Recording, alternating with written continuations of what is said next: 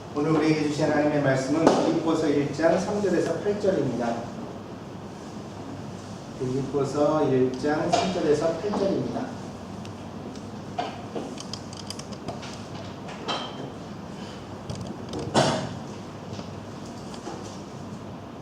봉독하겠습니다.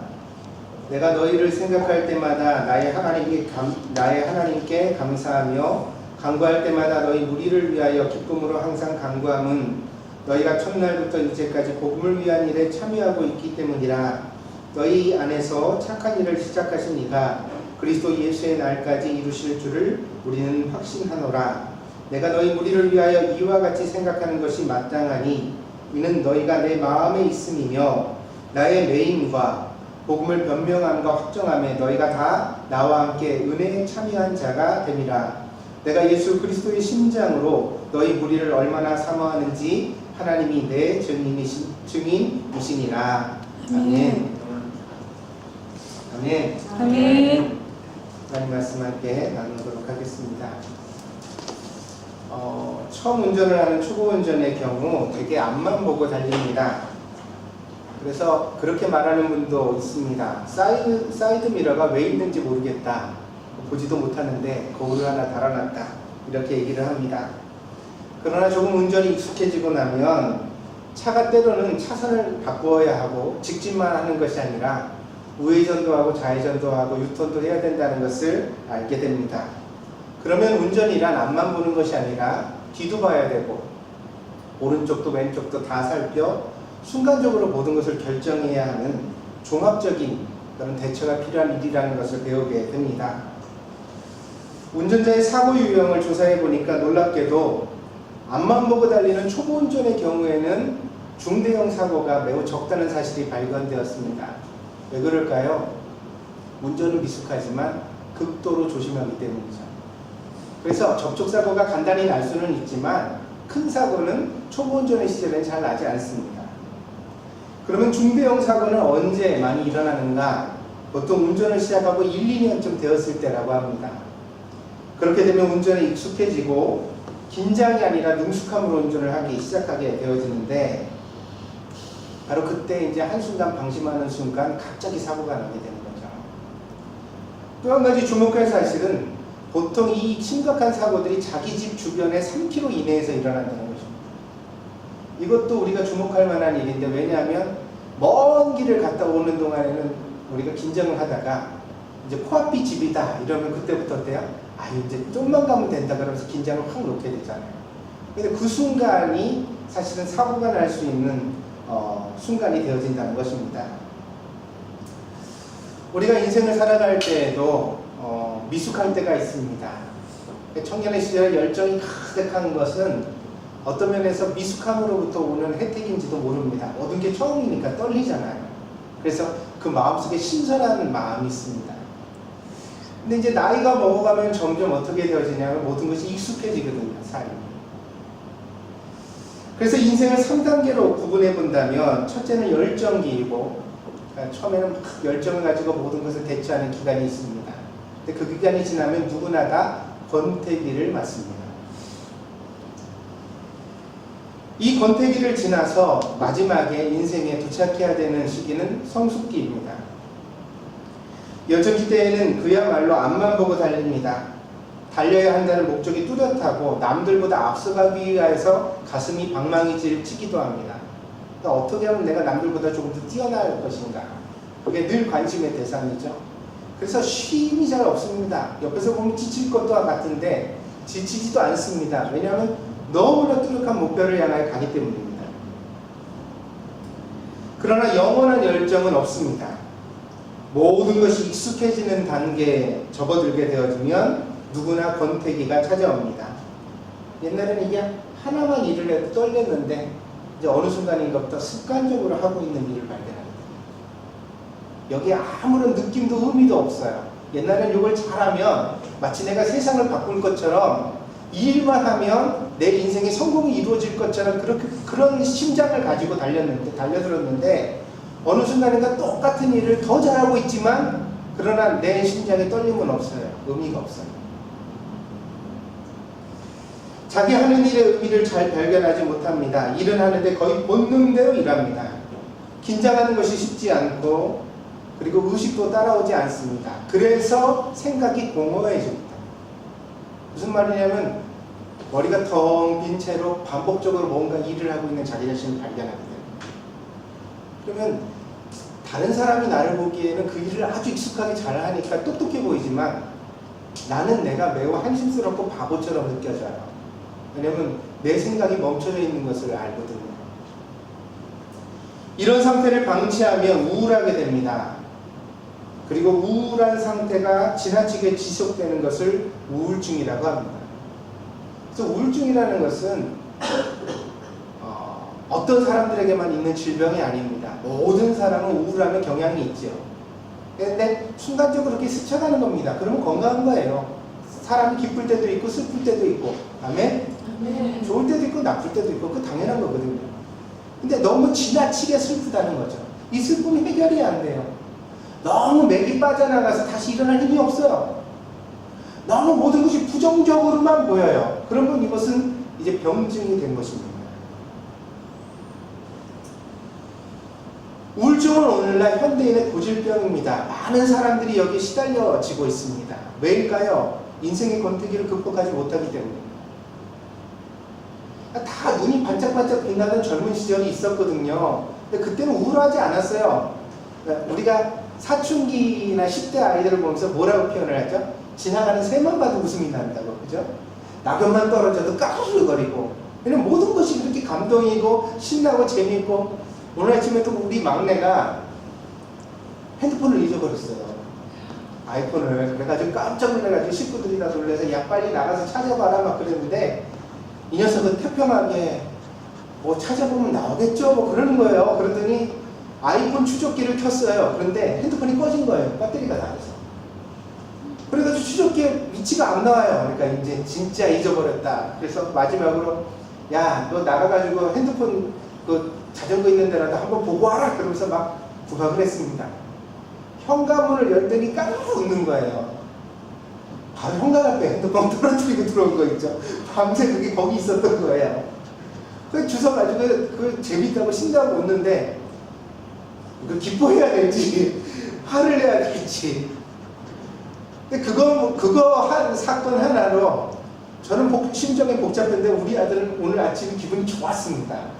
지금도 웃으면서 막 엄마 날 녹차 사줘요 뭐 그러면서 왔다고.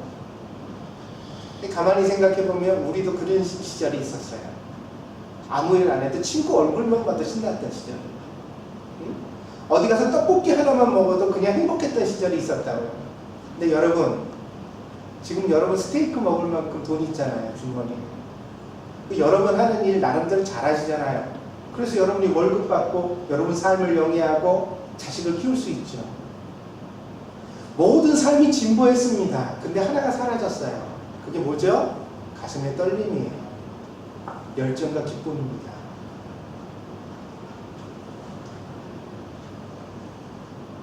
혹여라도 그것을 우리가 그냥 방치하면 어느 순간인가부터 여러분들은 우울하기 시작할 겁니다. 내가 왜 사나? 뭐 때문에 사나? 그리고 그것이 병증이 될지도 모릅니다. 그러나 이 권태기에 다시 허리를 조이고 목표를 설정하고 새로운 목표에 도전하는 열정과 기쁨을 회복할 수 있다면 우리는 인생 가운데 성숙기에 들어갈 수 있습니다. 이때는요 열정이 들어오는 것은 똑같지만 10대의 열정과는 달라요. 성숙기의 열정은 왜 다르냐면요 이전보다 경험이 훨씬 더 풍부하거든요. 10대는 막연한 두려움이 있었어요. 뭐든지 불안정했다고요. 그러나 만약에 여러분이 40대에 50대에 그런 열정을 마음속에 품을 수 있다면 그때는 어떠냐면 두렵지 않아요. 왜? 인생을 이만큼 살아왔던 경험들이 든든하게 자리해요. 뿐만 아니라 열정의 위험성도 압니다. 그냥 내가 앞만 보고 앞뒤 가리지 않고 무조건 초보운전처럼 앞에만 보고 운전대 꽉 잡고 앞으로 악셀레이터 밟아서 달리면 어때요? 여러 가지 접촉사고와 위험이 있다는 걸 알아요, 몰라요? 알아요. 그래서 내가 너무 과도하게 열정을 내려고 그러면 나를 다독거리고, 야, 그러면 안 돼. 아직 욕심 부리면 안 된대요. 할렐루야. 그죠? 주위도 둘러보고, 앞만 보는 게 아니라 주위도 둘러보고. 열정이 가득하지만 옆에 있는 사람 외로운지 다쳤는지 속상한지 둘러보고. 그래서 열정이라는 상태는 똑같지만 이와 같이 주변이 보여지고 자기 자신이 보여지기 때문에 이때를 뭐라고 말해요? 성숙기라고 말해요. 뭔가 남다른 완성되어지는 사람이다. 신앙생활도 비슷한 과정이 있습니다. 열심히 신앙생활하는 것을 첫사랑이라고 표현합니다. 이것은 매우 인상적인 표현입니다.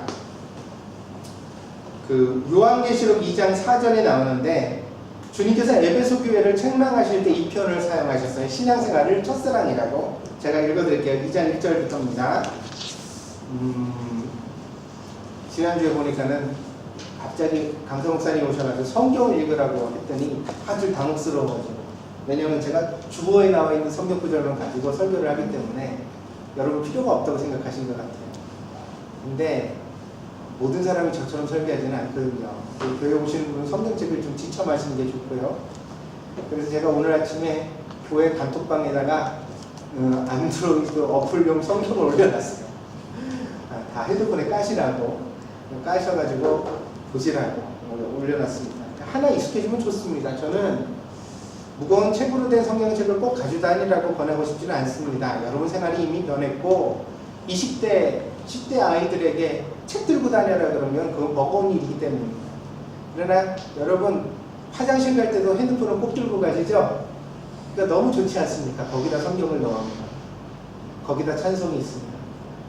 여러분들이 충분하게 잘 활용할 수 있는 그런 성도가 됐으면 좋겠습니다. 그래서 저도 가끔 설교하는 중에 본문이 아닌 다른 성경을 찾아 읽도록 해보려고 합니다. 그래서 여러분들도 그렇게 했으면 좋겠습니다. 요한계시록 2장 1절입니다. 성경 있으신 분들은 보십시오. 요한계시록 2장 1절입니다.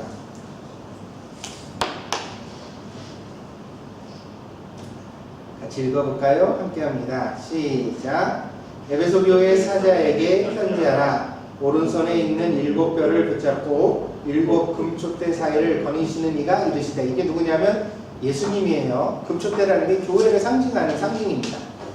예수님께서 말씀하시는데 2절입니다. 시작. 내가 내 행위와 수고와 내 인내를 알고 또 악한 자들을 용납하지 아니한 것과 자칭 사도라 하되 아닌 자들을 시험하여 그의 거짓된 것을 내가 드러낸 것과 또 내가 참고 내 이름을 위하여 견디고 게으르지 아니한 것을 아노라. 이게 에베소 교회를 향한 예수님의 칭찬이죠. 그런데 2장 4절입니다. 책망이 나옵니다. 4절 시작. 그러나 너를 책망할 것이 있나니 너의 처음 사랑을 버렸느니라. 그러므로 어디서 떨어졌는지를 생각하고 회개하여 처음 행위를 가지라. 만일 그리하지 아니하고 회개하지 아니하면 내가 내게 가서 내 촛대를 그 자리에서 옮기리라. 여기를 보세요. 첫사랑이라고 신앙생활을 예수님께서 표현하셨어요. 처음 사랑이라고. 이거를 제가 오늘 설교하는 중에 여러분들에게 표현하여 바꾸면 처음에 가졌던 열정이에요. 마음의 뜨거움. 신앙생활 하는데 성도들에게 그런 것이 있었다는 거죠. 헌금을 담아도 그냥 담는 게 아니고 찬양한 수절을 불러도 눈물로 부르고 설교를 들을 때도 나한테 하는 말씀처럼 정말 귀담아 듣던 시절이 있었다는 거죠. 그런데 이 에베소 교인들이 신앙생활을 거듭하는 동안 어느 순간인가부터 모든 게 익숙해져서 이제 목사님 설교도 자장가로 들리고 찬송을 부르면 목이 아파 못 부르겠고, 그죠? 기도가 낯설어지고 예배가 너무 익숙한 것으로 변화되고 말았다는 것입니다. 근데 예수님께서 다른 신앙생활은 잘했지만 이렇게 마음속에 열정이 식어진 신앙생활을 기뻐하지 않으셨어요. 그래서 뭐라고 말씀하시냐면 내가 뭐 성경 공부도 잘하고 그래서 거짓 사도도 구분해내고 내가 뭐 매우 수준 있는 신앙생활을 하는 거 그거 알아. 그건 내가 칭찬해 줄게. 그러나 네 가슴 속에 있는 열정 회복하지 않으면 나는 너를 책망할 수밖에 없다. 그렇게 말씀하십니다. 그래서 우리는 이것을 통하여 무엇을 알 수 있냐면 신앙생활에 있어 우리의 가슴에 있는 감동, 열정은 매우 중요한 것이라는 사실을 이해할 수 있습니다. 그래서 우리 안에 그것이 있어야만 합니다. 반드시. 그래서 오늘 인생으로 필요한 그것입니다. 우리가 성숙기로 나아가야 된다. 신앙의 권태기에서 벗어나서 모든 것이 그렇고 그런 상태에서 벗어나서 정말 감동을 가지고 신앙생활을 할 수 있는. 근데 여기도 좀 다른 거죠. 왜냐하면 여러분 보세요. 교회 나와서 막 처음에 신났던 사람들은 어떻게 되냐면 자기밖에 안 보여요. 그래서 기도할 때도 자기 중심으로 기도하고 신앙생활 하다가 다른 사람이랑 부딪히는 경우가 많아요. 왜냐하면 나만 옳고 내가 하는 것만이 모두 다 하나님을 위한 일이라고 생각하는 자기 아집에 빠져있는 경우가 많기 때문입니다. 그러나 이제 권태기도 한번 겪고 시련도 겪고 내가 내 스스로의 힘으로 신앙생활이 안 되는 사람이라는 것을 한번 잘 경험하고 신앙이 성숙의 단계에 접어들면 마음속에 찬양을 부를 때마다 열정이 있지만 기도할 때마다 감동이 있지만 그러나 신앙이 연약한 다른 지체도 보이고 할렐루야. 교회 목사님도 좀 헤아려지고 목사님 목회하는데 힘드시겠다. 내가 어떻게 도와드리면 좋을까. 이런 생각 한 번도 해본 적이 없는 사람은 성숙하지 못한 정도인 거예요. 그 신앙생활을 해가는 동안 내 마음속에 열정도 있지만 그 열정과 함께 주변이 보여지는 다른 사람이 보여지고 더 큰 의미에서 교회가 보여지는 상태로 나아가는 것, 그것이 바로 신앙적 성숙이라는 것입니다. 에베소 교인들이 처음 사랑을 잊어버렸다면 그 일은 그들에게만 생겨나는 일은 아닙니다. 오늘 우리에게도 충분히 일어나는 일입니다. 십자가만 바라보고 최선을 다하던 신자들이 어느 순간인가부터 게으름이 찾아오고 다른 것에 마음을 빼앗기고 그래가지고 신앙생활을 하면서도 다른 데도 마음이 자꾸만 가요. 신앙생활이 둘로 갈려져요. 처음에는. 이것을 방치하고 나면 그 다음에는 또 다른 더 많은 일들이 또 생겨나게 됩니다. 그러다 보면 신앙생활이 많은 일들 중에 하나로 전락해버리고 말입니다. 그렇게 되어지면 이제 점점점 내 마음속에서 신앙생활의 중요성이 사라지기 때문에 회사에 무슨 일이 있으면 모임이 어떤 나가야 되는 일이 있으면 또 가족 사이에 무슨 모임이 있으면 신앙생활은 자꾸만 뒤로 물러나는 거예요. 반드시 주의를 지키고 교회를 맨 먼저 나와야 된다는 이야기가 아닙니다. 그러나 타협이 일어나기 시작하면 52주 중에 사실 30주도 못 나올 만큼 이거 뭐 부지기수로 많은 일들이 생겨납니다. 그러면 예수님께서 우리들에게 물으시는 거예요. 뭐냐? 너 정말 주일날 교회 빼먹고 너 그렇게 분주하게 다른 일로 쫓아다니면서 네 마음속에 신앙 괜찮은 거야? 그 믿음이 너를 네 인생을 주도하고 있어? 물으시는 거죠. 여러분 성경 많이 아는 것이 되는 일이 아닙니다. 교회에서 어떤 직분을 가졌다고 그것이 되는 일이 아닙니다. 우리 안에 하나님을 향한 예수님을 향한 그 첫사랑의 마음과 열정이 항상 회복되어져 있어야 될 줄 믿습니다. 그래서 정말 떨림을 가지고 신앙생활하는 신자가 되어야 합니다. 이 빌립보 교회에 오늘 사도 바울이 편지를 쓰고 있거든요. 근데 이 빌립보 교인들에게도 사실은 사도 바울의 마음속에 고민이 있었어요. 그게 뭐냐면 빌립보 교인들이 매우 신앙생활에 연약하고 또 어떤 면에서는 이러한 신앙적 나탐에 빠질 위험성이 있다는 사실이었습니다. 때문에 이 신앙의 권태기를 어떻게 극복할 것인가에 대하여 사도 바울은 오늘 본문의 말씀에서 몇 가지 우리들에게 참고할 교훈을 주고 있습니다. 그렇다면 우리는 권태기로부터 어떻게 빠져나가서 하나님을 향한 열정을 회복할 수 있을 것인가? 세 가지 요소가 필요합니다. 첫 번째로 복음입니다. 빌립보서 1장 6절은 자주 오해되는 구절입니다. 오늘 1장 6절 한번 읽어볼까요? 빌립보서 1장 6절입니다.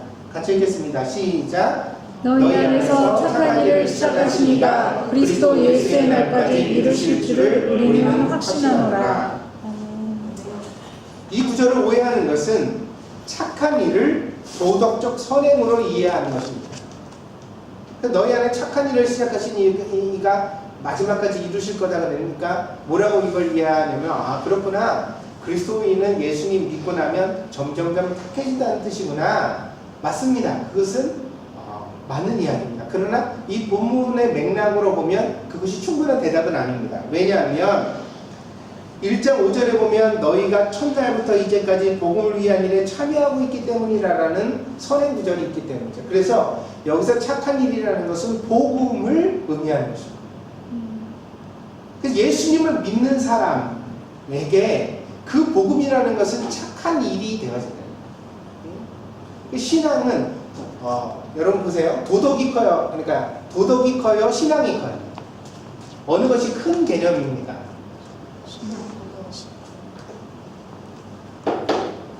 어떤 것이 더 큰 개념이에요? 신앙이라는 것과 도덕이라는 것 중에서 어느 것이 더 크냐? 신앙.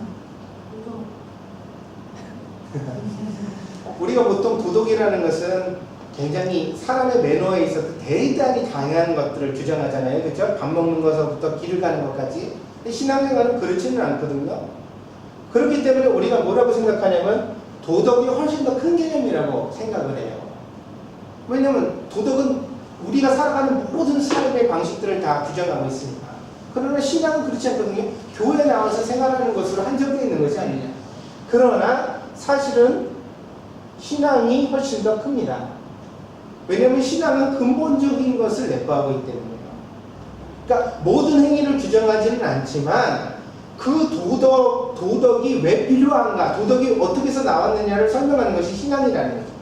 제가 늘 설명드리죠. 진화론은 인간을 우연의 존재로 규정하기 때문에 도덕적이어야 할 이유를 설명할 수 없다. 우리가 단세포에서 발달해서 인간이 됐다고 생각하는 순간 도덕적이어야 될 의무가 없는 거예요. 생존과 번식이 우리의 목적이에요. 나만 행복하게 살면 되는 거예요. 거기에 무슨 의미를 둘 수가 있어요. 제일 잘 사는 사람이 어떤 사람이죠? 자손 제일 많이 번성하게 낳고 그리고 배불리 먹으면서 행복하게 살다 죽는 게 가장 좋은 인생이라고 말해야 되는 거예요. 그러나 신앙을 받아들일 때 우리가 어때야 돼? 하나님이 그 형상대로 우리를 창조하셨다. 그 하나님이 선하고 정의로운 분이기 때문에 우리도 선하고 정의로워야 된다. 믿습니까? 그래서 신앙으로부터 도덕이 출발되어서 나오는 거예요. 그래 나오는 거예요. 그래서 우리가 이 신앙을 바르게 가지게 될 때 그 신앙, 바른 신앙이라는 것은 착한 일로 드러나게 된다는 것을 사도 바울이 가리지 않고 똑같이 사용한 거예요. 복음은 착한 일이야. 착한 일이 복음이 되는 건 아니에요. 그러나 복음은 반드시 착한 일이야. 우리가 신앙을 가졌다고 하면서 나쁘게 살 수는 없어. 이해하시겠어요? 교회 다닌다고 하면서 사기치고 거짓말하고 다른 사람한테 이기적으로 굴면서 살아갈 수 있는가? 없다는 거예요. 그거. 그 비도덕적 종교라는 건 기독교적 가치관에서 분명히 안 돼요. 그럼 불가능한 얘기예요. 그런데 오늘날 교계에 얼마나 혼탁하게 되어졌느냐. 아니 목사들이 뭐 막 쌍욕을 하고 정치적 발언을 일삼고 상대방을 폄하하고 그런 얘기를 하면 그건 하나님의 일이라고. 말도 안 되는 얘기예요. 신앙은 기본 매너를 바탕으로 하는 줄 믿습니다. 믿습니까? 사람 대비 없으면 신앙이 불가능한 거예요. 사람을 선하게 보기 때문이에요. 신앙이라는 게. 이 사람의 내면적 세계를 탐구한 획기적인 과학적 발견이 있습니다. 그게 뭐냐면 이전까지는 사람의 심리에 대한 부분이 불명확했어요. 다 종교적이었어요. 서양 문화에서는 성경적 가치관이 사람의 심리를 분석하는 것으로 쓰여졌어요. 그래서 지난주에 여러분이 강의를 우리 목사님 통해서 들으셨는데 뭐가 있다고 그랬어요? 사람은? 영, 혼, 육이 있다고 그랬죠. 이런 글씨를 하도 못 써가지고 제 친구가 그래가지고 여러분들이 글씨를 보고서도 뭘 썼는지 모르시더라고. 네. 이것도 녹화돼가지고 내 친구가 보면 뭐라 그러겠네요.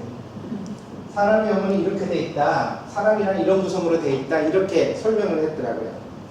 근데 이게 이제 오랫동안 성경적 가치관에서 내려온 거예요. 근데 이것이 과학적으로 발현되어집니다.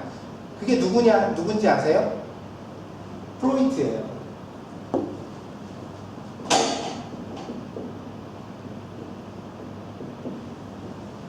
프로이트가 심리학의 과학적 그러니까 그 발달에서 획기적인 획을 그은 사람이죠. 이 사람이 이렇게 그 심리학이라는 부분을 개척해 꿈을 해석한다거나 사람의 무의식을 살핀다거나 이런 해석을 가져왔습니다. 근데 이 프로이드가 사람의 심리를 어떻게 구분했는지 아세요? 이렇게 구분을 했습니다.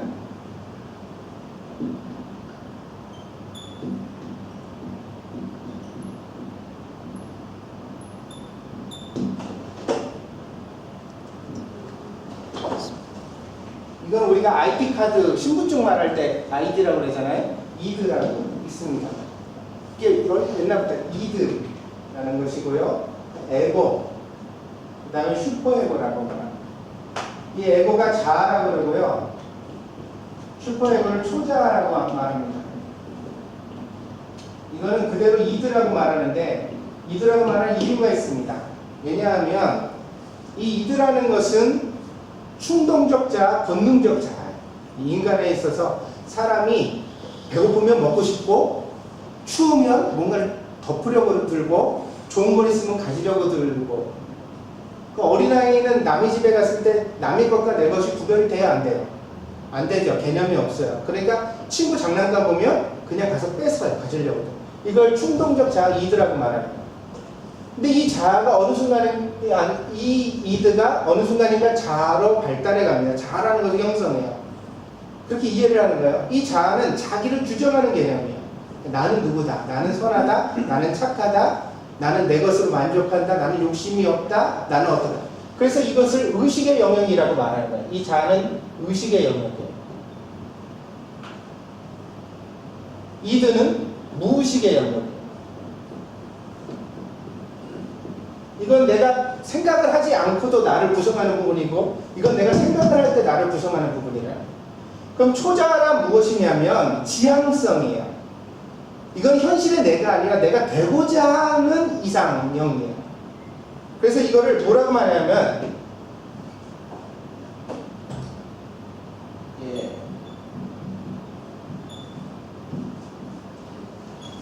자아 이상향이라고 말하는데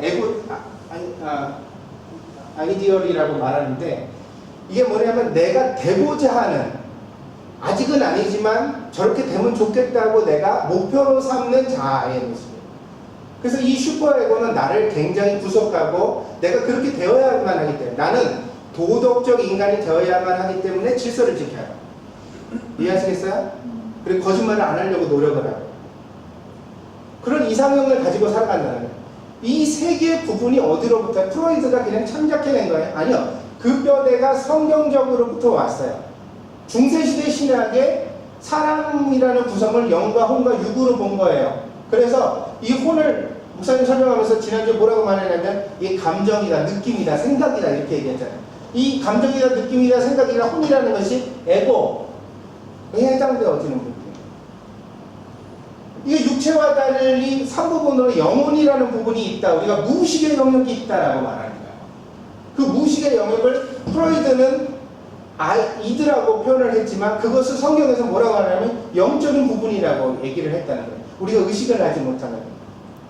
이런 부분을 가지고 있기 때문에 사람을 갖다가 분석해내서 보게 되어진 거죠. 그런데 이게 재밌습니다. 비유를 들면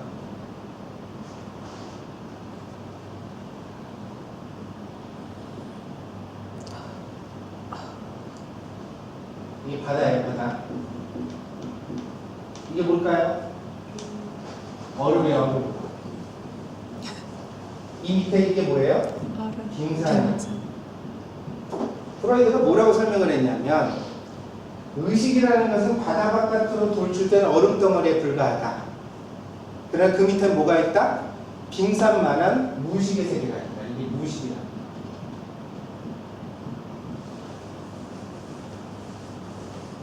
이게 잘 보세요. 중세시대 신학에서 사람을 세 부분으로 나눠서 얘기를 했다고 했는데 이게 의식의 세계니까 에고죠, 에고, 자아라고 말하고 여기는 무의식의 세계 이드라고 말하는데 이것을 혼이라고 말하고 의식이라고 말하는 거죠. 근데 이 이드라는 부분은 무의식의 세계잖아요. 그것을 우리가 인식하지 못하지만 영혼이라고, 영이라고 말했다는 거죠. 그럼 뭐가 본질이라는 거예요? 사람에게 있어서. 생각이 아니라는 거예요. 무의식의 세계의 영적인 것이 더 본질이라고 보고 이해하고 있다는 것입니다.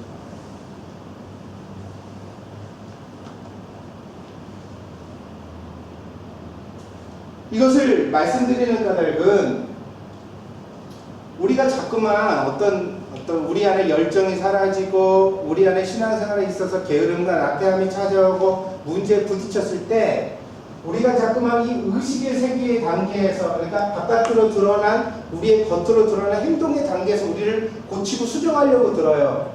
근데 그게 되느냐 안 되느냐 이거예요. 그게 된다고 믿는 게 불교예요. 불교는 뭐냐면 자기 수련을 통하여서 깊은 묵상을 통하여 자기를 의식적으로 깨우치면 그 의식이 무의식을 지배할 수 있다고 믿거든요. 이게 불교적 깨달음이에요. 사람이 무의식의 세계를 깊이 가지고 있지만 내가 깊은 참선과 의식을 통하여서 생각을 집중하고 자기를 연달아 훈련하다 보면 번뇌를 버려. 내 의식을 조정하는 거죠, 무의식을.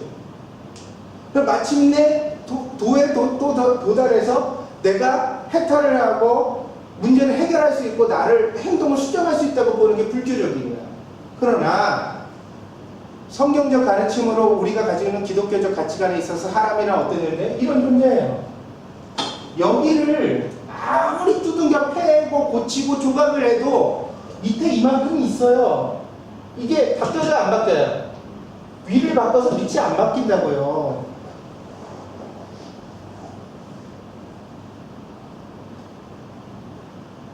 제가 말씀드리는 거야. 복음이 중요하다. 복음이 뭘 말하는데? 인간의 전적인 무능력, 하나님의 은혜. 우리는 예수를 믿어 구원에 이르는 것이지 우리의 노력과 우리의 의지로 구원에 이르는 것이 아니라는 가르침. 신앙생활 내 힘으로 하면 됩니까? 안 됩니까? 안 됩니다. 여러분에게 찾아오는 권태기를 내 힘으로 극복할 수 없습니다. 여러분의 구성이 여러분의 조종대로 되지 않기 때문이에요. 그럼 이 문제를 어떻게 다가서야 되죠? 어떻게 다가서야 합니까? 오늘 본문에 보면 두 번째가 있습니다. 복음으로 1장 5절에 보니까 복음의 일을 참여하고 복음 때문에 너희가 착한 일을 했으니까 그 일이 마침내 이루어질 것이라고 예고하죠. 그래서 바른 복음이 선행되어져 있어요. 두 번째 요소가 있습니다. 뭐냐면 7절입니다. 내가 너희 무리를 위하여 이와 같이 생각하는 것이 마땅하니 너희가 비록 지금 흔들리지만 그러나 그게 끝은 아니야. 흔들리지만 그 권태기를 쫙 극복하고 너희들은 좋은 신앙이 될 수 있을 거라고 나는 믿어. 왜냐하면 너희 안에 좋은 복음이 있거든. 확실한 복음이. 내가 신앙생활 처음 너희에게 권면하면서 전도할 때 자기 힘으로 된다고 그랬니? 안 된다고 그랬니? 응? 자기 의지로 하나님을 믿을 수 있다고 그랬니? 없다고 그랬니? 그게 안 된다고 처음에 선언했잖아. 인간의 전적인 무능력, 그걸 내가 복음으로 전했잖아. 그 복음을 너희가 가지고 있잖아. 그러니까 나는 그 복음을 믿는다. 그리고 두 번째 뭐라고 말하냐면 7절입니다. 내가 너희 무리를 위하여 이와 같이 생각하는 것이 마땅하니 이는 너희가 내 마음에 있음이며 나의 매임과 복음을 변명하고 확정하며 너희가 다 나와 함께 은혜에 참여하는 자가 되니라. 두 번째여서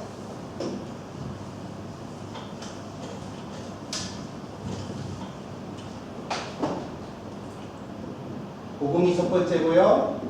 두 번째 요소가 은혜예요. 자, 제가 빙산의 설명을 드릴 까닭이 그러합니다. 무슨 얘기냐면 사람이라는 존재가 겉으로 드러난 것에 비하여 숨겨져 있는 존재가 훨씬 더 크기 때문에 저도 그렇고 여러분도 그렇고. 아멘? 그래서 보이지 않는 이 부분을 바꾸는 것은 우리 힘으로 안 된다. 이 부분은 오직 은혜로만 바뀐다는 것이 성경적 가르침입니다.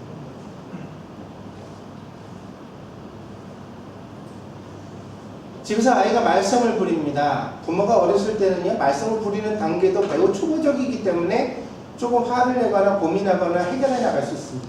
그런데요, 아이가 자아가, 말하자면 에고가 들어오고 자기 이상향이 생기는데 그 슈퍼에고가 긍정적이기만 한 건 아니거든요. 사람이 다 도덕적 인간을 이상형으로 두는 게 아니에요. 아이돌이 이상향이 되기도 하고, 그래요, 안 그래요? 돈 많이 부자가 이상형이 되기도 하고. 그것에 따라서 그 아이의 에고는 달라지는 거예요. 자아가 달라져요. 그래서 애가 이상한 행동을 하고 이상한 말실을 하거든요. 근데 이거를 부모가 교정해주고 싶어요. 왜냐하면 부모니까. 내 새끼 잘못되면 속상하니까. 아멘? 내 아이가 건강하게 행복하게 살기를 누구보다도 바라니까. 제가 우리 아들한테 그랬습니다. 제가 막 염려를 하고 근심을 해서 너 요즘 어떠니? 그러고 염려를 했더니 얘기했더니 우리 막내가 큰아들이 있으니까 얘기 못하고 막내 얘기를 해야죠. 막내가 그러더라고요. 뭐라 얘기해요? 아빠, 제가 한 번도 염려시켜드린 적이 없는데 뭘 그렇게 걱정을 하세요? 제가 알아서 할게 내비두세요. 대견할까요? 속상할까요? 남의 자식이니까 대견해요. 내 새끼로 속상할 수도 있어요. 근데 제가 그 아이에게 그랬어요. 이놈아, 네가 몰라서 그런다. 지금은 엄마 아빠가 너를 제일 사랑하지만 앞으로는 엄마 아빠보다도 더 너를 사랑하는 사람을 네가 만났으면 좋겠다.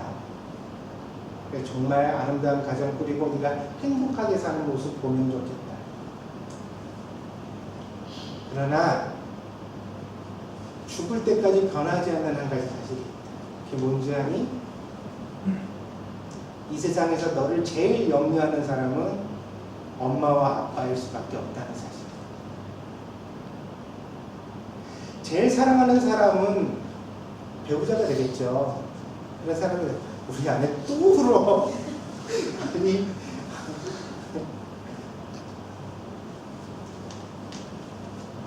여러분도 마찬가지예요. 여러분 배우자 옆에 있는 사람이 여러분을 제일 사랑해줘야 합니다. 아멘? 아멘. 옆에 보시고 사랑합니다. 사랑합니다. 옆에 분 보고 말씀해 사랑합니다. 얼마나 복돼요, 그죠? 그러나 여러분이 잘 살든 못 살든 끝까지 염려하는 것은 부모예요. 이 세상에서 제일 나를 염려하는 사람은 나를 낳은 부모라고요. 그럼 변할 수 없는 사실이에요.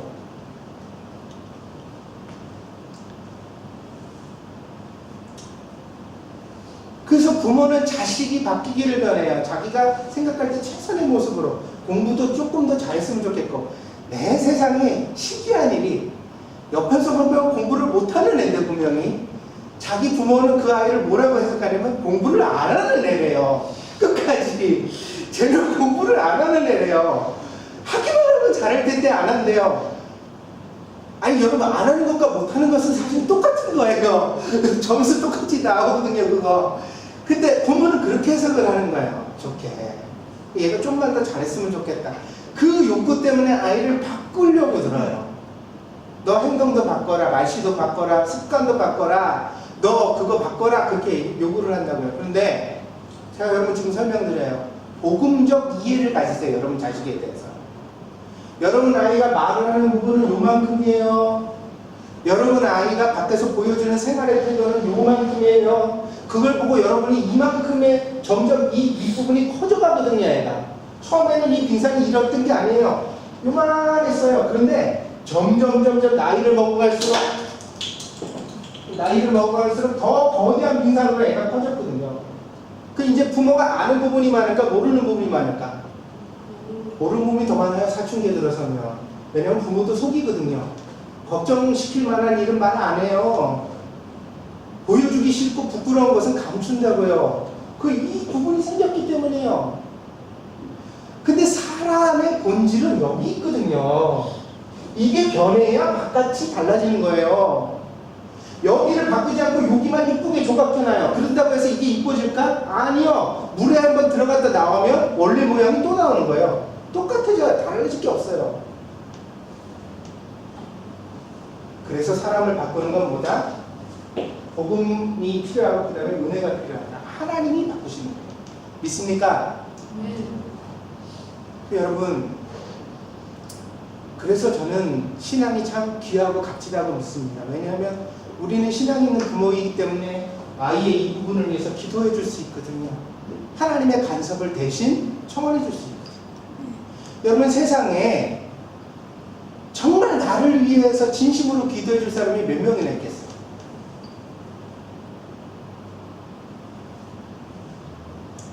아무리 많은 사람도 다 입서비스를 안 넘어가요. 나머지는 다 립서비스지. 그래요, 안 그래요? 기도해 준다고 말은 하지만 기도할 때 그렇게 절절한 마음이 들겠어요? 그런데 나의 부모가 복음을 받아들이고 복음을 믿고 하나님께 은혜를 받은 분이에요. 그래서 그분이 다른 건 모르는데 나를 위해서 기도해 주셔, 진심으로. 내가 잘 되라고, 내가 선한 길, 옳은 길 걸어갈 수 있도록 하나님 도와달라고 정말 진심으로 기도를 해요. 이게 세상적 가치관으로 보면 쓸데없는 일이거든요. 새벽마다 일어나가지고 뭐 중얼중얼 거린다고 사람이 변해? 그 무슨 의미가 있어? 그 하나님이 없다고 생각하는 사람들의 가치관에서 생겨나는 일이에요. 그러나 우리는 천지 우주 만물을 만드신 하나님을 믿는 줄 믿습니다. 그 하나님이 우리의 기도를 들으시는 줄 믿습니다. 그래서 눈물의 기도가 있는 자녀는 망하는 법이 없는 겁니다. 그 부모님이 그걸 위해서 기도해 줄 때 그 우리의 본질을 이 속사람을 변화시킵니다. 보이지 않는 부분, 이 아이의 전인격적인 부분을 어떻게 변화시키는지 우리는 알 필요도 없고 알 수도 없어요. 그 아이가 만나는 인생의 과정을 통해 지인을 통해 하나님이 총체적으로 책임져 주시는 거거든요. 그래서 여러분 오늘 이 예배를 통해 여러분에게 권면드립니다. 일찍 시작하십시오. 자녀를 위한 기도를. 그리고 빼놓지 말고 하십시오. 진심을 다해서. 그게 100마디 훈계를 하고 잔소리를 하는 것보다 훨씬 더 효과적이고 중요한 줄 믿습니다. 믿습니까? 아멘. 여러분 몬테소리라고 들어보셨어요? 유명한 교육학자예요. 이 몬테소리는요, 인간을 총체적으로 선하다고 보아서 모든 환경을 좋게 구성해주면 아이가 선하게 자라간다고 믿었어요. 그래서 교구들을 개발을 하기 시작했는데 어렸을 때부터 부드러운 거 만져주면 심성이 좋아지고, 그리고 욕심내지 않게 충분한 놀거리와 좋은 환경을 해주면 동물도 사랑하고 부모도 사랑하고 아이가 그렇게 커간다고.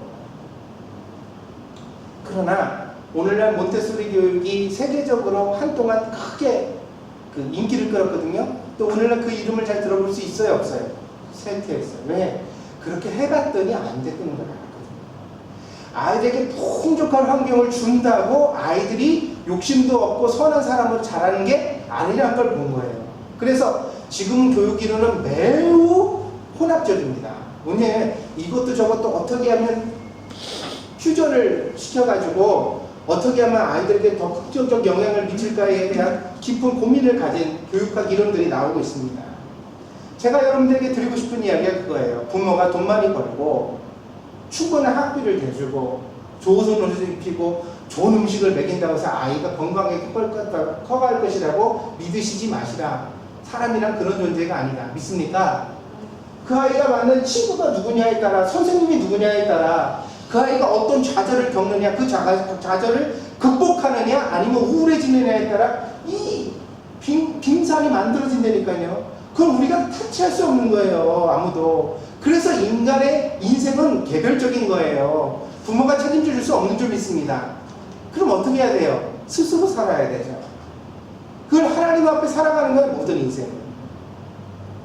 여러분도 마찬가지인 줄 믿습니다. 여러분 인생은 하나님 앞에 살아가는 것인 줄 믿습니다. 믿습니까? 여러분 나이 먹으신 분들 트라우마 이런 거 핑계 대지 마세요. 내가 어렸을 때 불우하게 자랐으니까, 부모 사랑 못 받았으니까, 누구한테 상처받았으니까 내가 이렇다. 그렇게 변명한다고 해서 여러분 상처가 해결돼요? 여러분이 오늘 변해요? 아니요. 그거를 극복하면 쓴 경험도 여러분에게 유익이 되는 줄 믿습니다. 아멘. 믿습니까? 아멘. 요셉은 구덩이에 버려졌고 자기 형제들한테 다 해서 미친 척을 하며 들판을 떠돌아다녔고, 모세는 왕자이시면서 목동이 되었고, 아브라함도 거린처럼 방황하면서 인생이 대부분을 살았어요. 성경에 나온 사람들 중에 환경 좋아서 좋은 사람 된 사람 없는 줄 믿습니다. 믿습니까? 그거를 우리가 발견하고 하나님의 복음을 믿고 은혜로 자신을 채워서 상처를 극복하면 어떤 경험을 했든지 오늘 우리는 건강하고 좋은 사람이 될 수 있는 줄 믿습니다. 그게 신앙의 저력이고 힘입니다. 우리 아이에게도 그런 것을 우리가 가르쳐주고 보여줘야 합니다. 그래서 좋은 부모의 교육이라는 것은 부모가 잔소리하는 게 아닙니다. 부모가 자기 인생을 건강하게 사는 것입니다. 믿습니까? 아멘. 우리 아버지는 내가 어렸을 때보다 지금이 훨씬 더 성숙한 것 같아. 우리 아버지는 좋게 변해갔어. 우리 엄마는 내가 어렸을 때는 걱정도 많고 막 전전긍긍 하고 불안했는데 신앙생활 10년쯤 하고 엄마 보니까 엄마가 이제 겁도 없고 담대해지고 할렐루야. 아멘. 나도 엄마처럼 늙어야 될 텐데, 나도 우리 아빠처럼 나이 먹어야 될 텐데, 이것을 보여주는 것이야말로 우리가 하나님 앞에서 해야 될 가장 값진 교육이요 우리가 양육인 줄 믿습니다. 그렇게 해가야 되잖아요. 두 가지. 그리고 세 번째 마지막 것이 있습니다. 1장 8절인데요. 이 신앙적 다운기를 극복하는 세 번째 요소는 뭐냐? 8절 같이 읽겠습니다. 같이 읽습니다. 시작. 내가 예수 그리스도의 심장으로 너희 우리를 얼마나 사모하는지 하나님이 내 증인이십니다. 세 번째 요소는 목양입니다.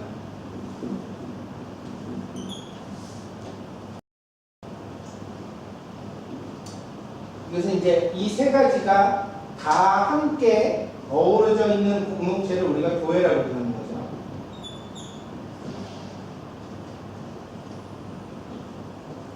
무슨 이야기냐? 위기를 겪지 않는 사람은 없습니다.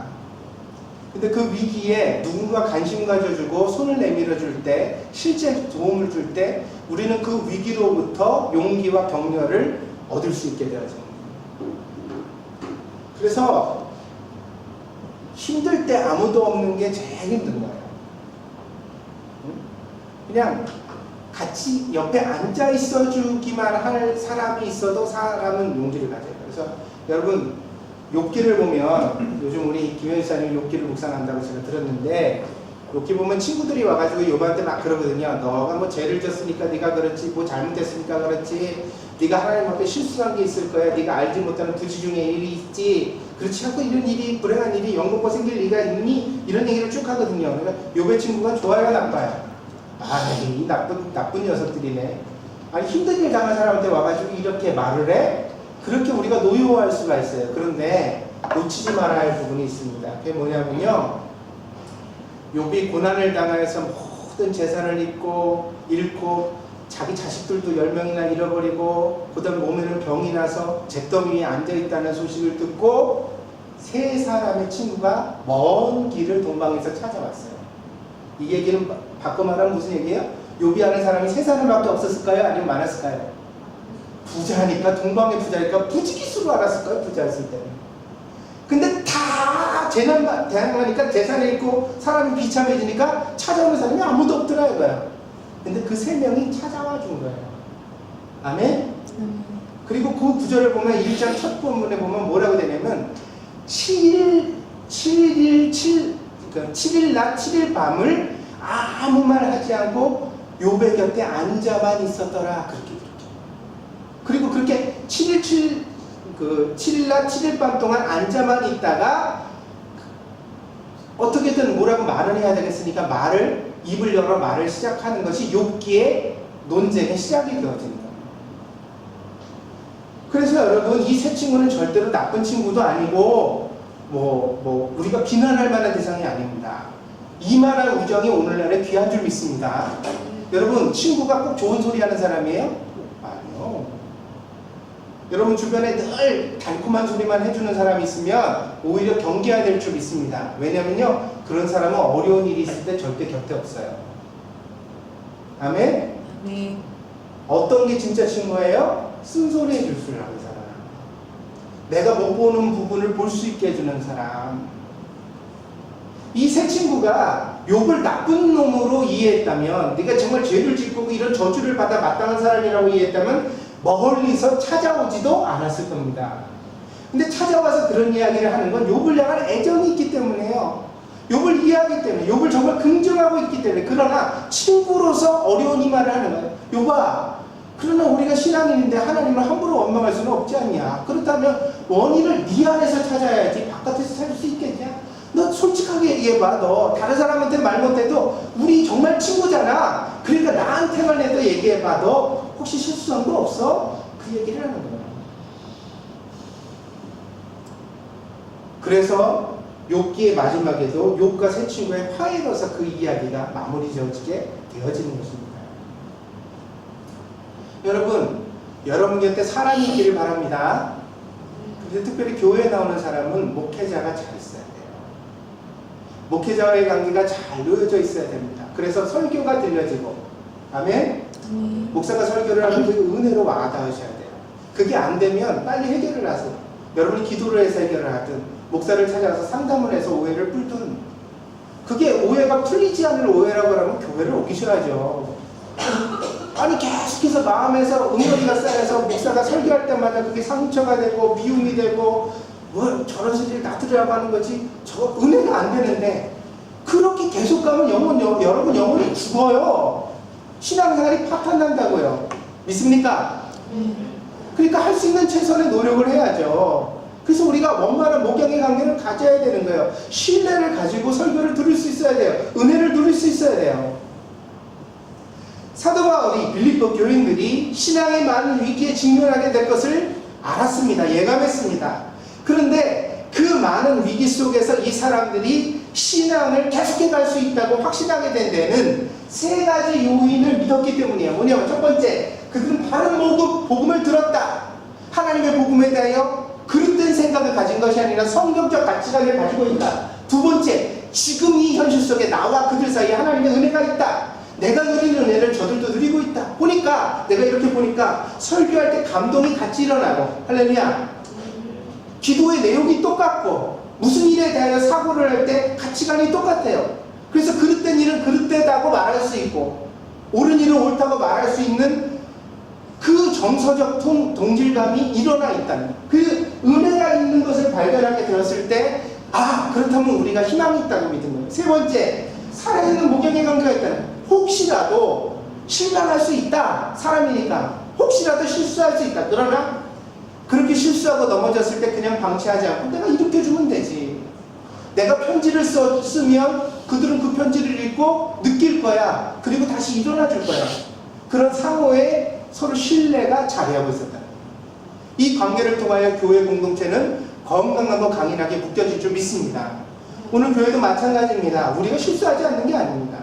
우리도요, 신앙이 바닥날 때가 있어요. 기도가 안 될 때가 있고요. 오해가 생겨날 때가 있습니다. 그럴 때 좋은 교회는 목회자를 통하여 성도들을 통하여 권면받고 기도받고 같이 함께 손 붙들고 나아가는 공동체의 회복이 있게 되는 줄 믿습니다. 그러면서 이 아름다운 관계를 통하여 교회는 건강하게 한 가족이 되어지는 것입니다. 그래서 여러분 가운데 신앙적 열정이, 은혜가 회복되어지기를 바랍니다. 그러기 위해서는 여러분 안에 이 세 가지 요소를 확인하십시오. 여러분 안에 하나님의 복음에 대한 바른 이해가 있는가? 처음부 그거 있는지 없는지 잘 모르겠는데 신앙이 뭐야? 난 도저히 모르겠어. 이게 큰 위기죠. 여긴 출발이 안 된 거예요. 태어나지 않은 아기한테 무슨 교육을 얘기할 수 있겠어요? 그 진짜 문제잖아요. 이런 상태라면 하나님을 만나게 해주세요, 예수님을 만나게 해주세요라는 그 기본적 기도로부터 다시 시작되어야 합니다. 그러나 내가 복음을 믿어요. 하나님 누군 줄 알아요. 성경의 내용이 알아요. 이 성경이 옳은 걸 받아들였어요. 그렇다면 두 번째로 확인해야 될 것은 지적인 복음의 내용이 아니라 정적인 가슴 안의 은혜를 회복해야 돼요. 우리 안에 열정과 감동이 회복돼야 된다. 설교를 들을 때 웃기도 하고 울기도 하고, 할렐루야.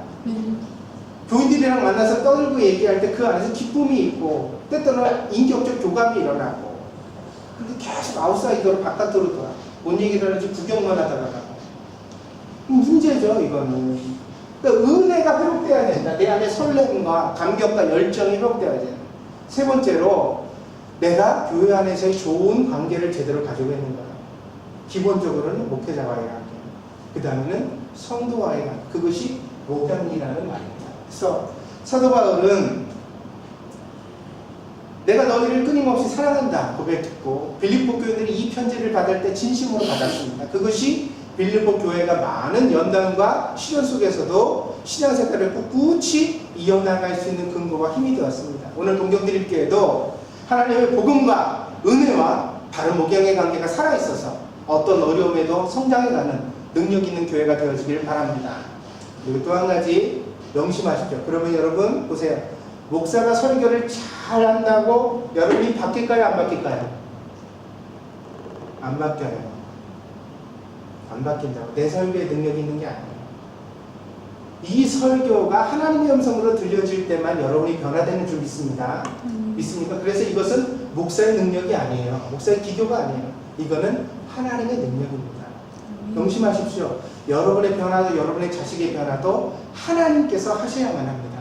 우리는 그것을 할 수 있는 능력도 지혜도 없습니다. 하나님께서 그것을 해주시도록 우리가 함께 전심으로 기도하며 믿음으로 나아가는 교회가 되어져야 할 줄 믿습니다. 기도하겠습니다.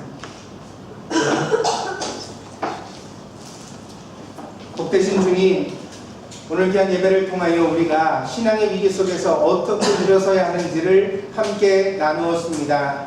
사랑하는 성도들이 신앙생활을 해나가다가 때때로 권태기를 만나지만, 침체기를 만나지만 그 가운데서도 낙심치 아니하고 포기하지 않고 믿음으로 굳세게 일어나는 성도들이 될 수 있도록 인도하여 주시옵소서.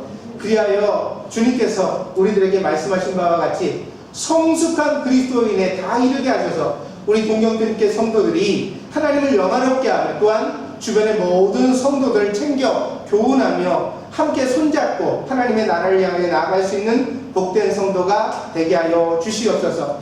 우리가 살아가는 일본 땅은 영적인 황무지와 같습니다. 우리가 주변 어디에서도 영적 도움을 얻을 수가 없습니다. 그러나 사랑하는 주님께서 우리를 동경드림교회에 보내어 주셨사오니 오늘 우리가 이 동경드림교회 안에서 하나님의 큰 도움을 반드시 얻을 수 있도록 인도하여 주시옵소서.